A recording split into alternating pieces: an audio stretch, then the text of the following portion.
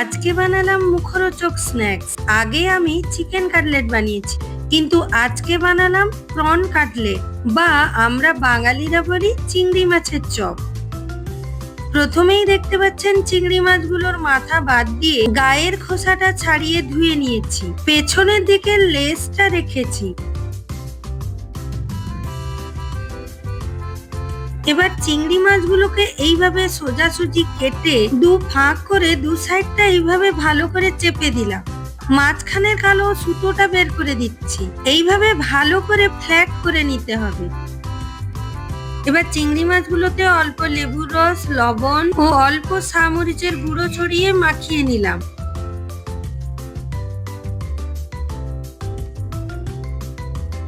এইভাবে 10-15 minute marinate করে রেখে দিলাম। ফ্রাইং প্যানে কিছুটা পরিমাণ সর্ষের তেল গরম করে ওর মধ্যে 3-4টা মতো পেঁয়াজের কুচি দিলাম।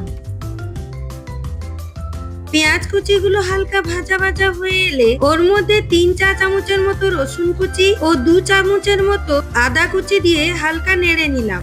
মশলাগুলো হালকা ভাজা হয়ে এলে অল্প একটু থেতো করা কাঁচা লঙ্কা দিলাম। নেড়ে নিয়ে অল্প হলুদ গুঁড়ো দিলাম, লাল লঙ্কার গুঁড়ো দিলাম, অল্প একটু ঝাল গুঁড়ো লঙ্কাও দিলাম। চপ বা কাটলেট একটু ঝাল ঝাল হলে ভালো লাগে। 2 চা চামচের মতো ভাজা জিরে গুঁড়ো ও 1 চা চামচের মতো গরম মশলার গুঁড়ো দিলাম। এবার ওই মশলাগুলোর মধ্যে সেদ্ধ করে রাখা আলু ম্যাশড করে দিয়ে দিলাম। এইভাবে চেপে চেপে আলুগুলোকে মশলার সঙ্গে ভালো করে মাখিয়ে নিলাম। পরিমাণ মতো লবণ, ধনেপাতার কুচি ছড়িয়ে দিলাম। এবার আলুর মিশ্রণটাকে ঠান্ডা করব। আলাদা একটি বাটিতে 2 চামচ ময়দা ও 1 চামচ কর্নফ্লাওয়ার জল দিয়ে গুলে নিলাম।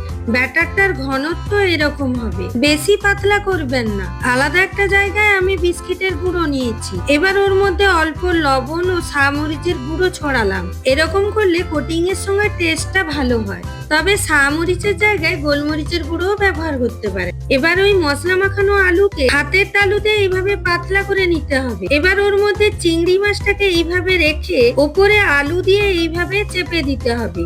আলুর লেয়ারটা কিন্তু পাতলাই হবে, মোটা করবেন না। এবার কর্নফ্লাওয়ার ময়দার ব্যাটারে ডুবিয়ে বিস্কিটের গুঁড়োর কোটিং দিয়ে এইভাবে ডবল কোটিং করে নেব। এবার মিডিয়াম ফ্লেমে কড়াতে সাদা তেল গরম করে রেডি করা চিংড়ি মাছের চপগুলোকে লাল লাল করে ভেজে নেব। শীতকালের সন্ধ্যায় এইরকম গরম গরম চিংড়ি মাছের চপ স্যালাড ও সসের সঙ্গে পরিবেশন করুন। আমার চ্যানেলটাকে সাবস্ক্রাইব করুন।